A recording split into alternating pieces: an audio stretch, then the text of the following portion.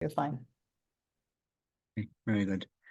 Shalom, everybody. Today we'll talk about Korbanot Nedava, voluntary offerings, which are the last part of this very short chapter about mistakes and errors in davening.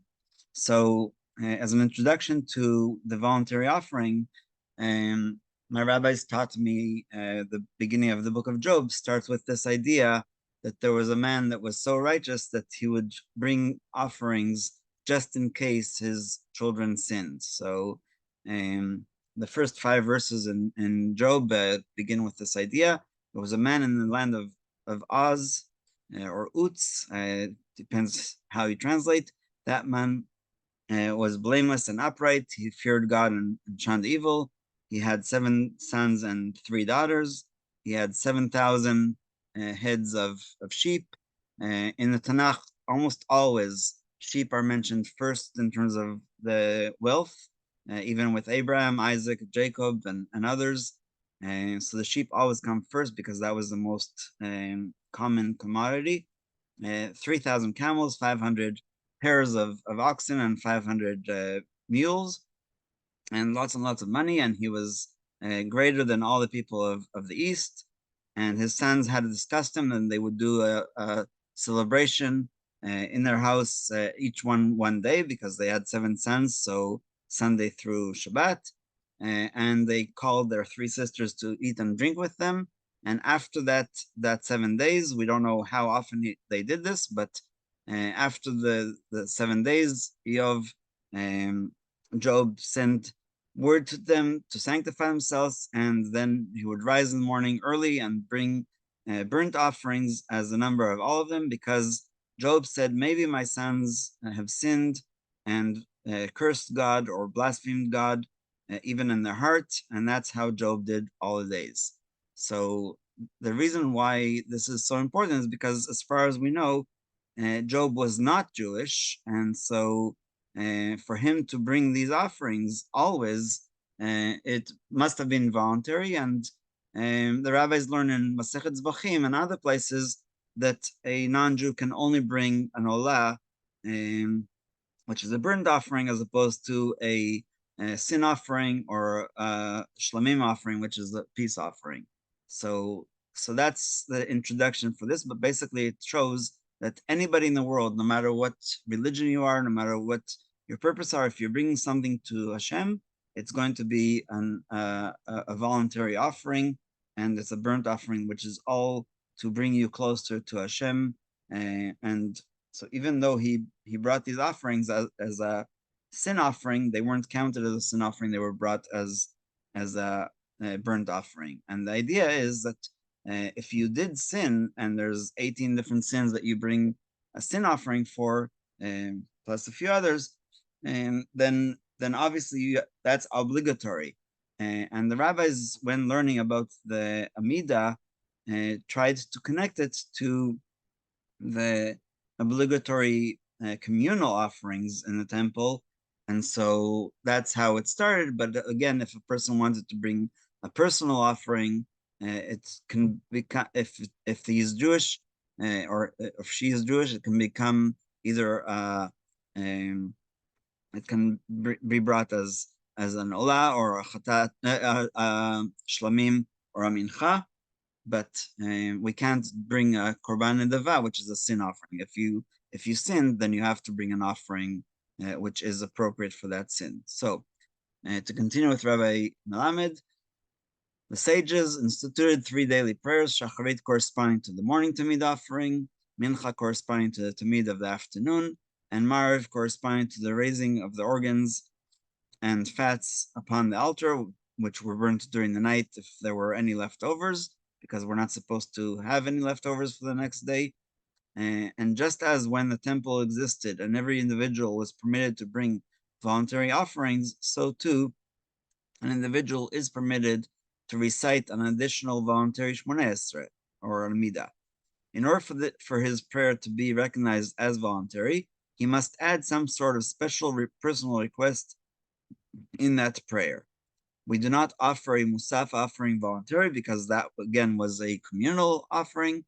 Therefore, one may not recite Musaf voluntarily, so you can't say Musaf twice unless, like we talked about earlier last week, sorry, you forgot and said the wrong Musaf, Shabbat Rosh Chodesh or Shabbat Chol Moed, etc.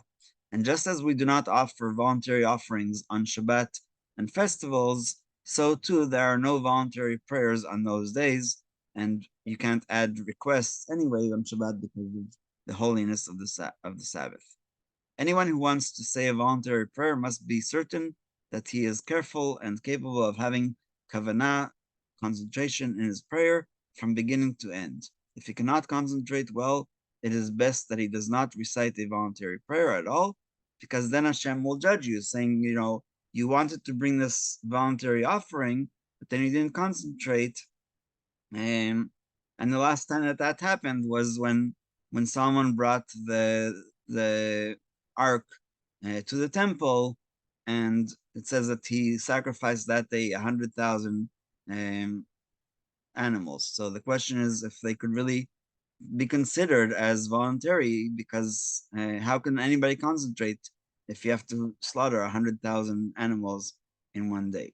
Nowadays, the accepted teaching is that we do not recite voluntary prayers because we do not have the proper kavanah.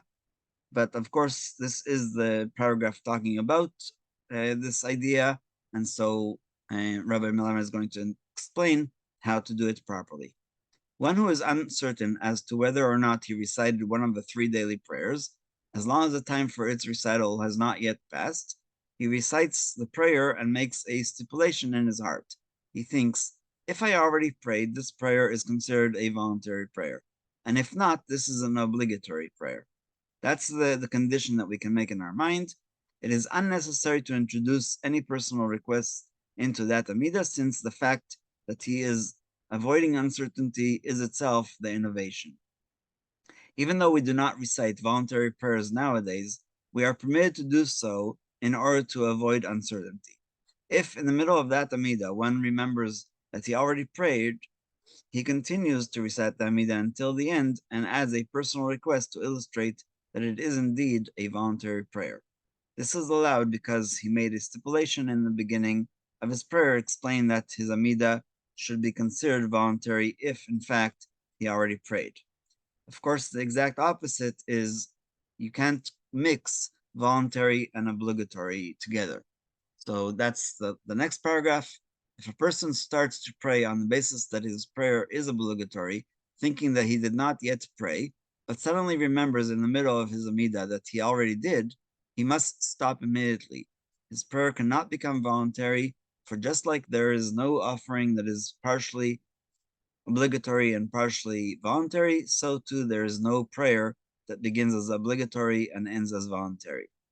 One who is daydreaming in the middle of his prayer to the point where he is unsure what part of the Amidah he is reciting, for instance, a person who is wondering whether he is reciting the 6th blessing or the 10th, according to most poskim, in order to avoid uncertainty, he must return to the 6th blessing and start to pray from that point on. And unfortunately, that happens so many times to me and other people that I've shared this with, because when we're praying on Zoom and we have another either sitter or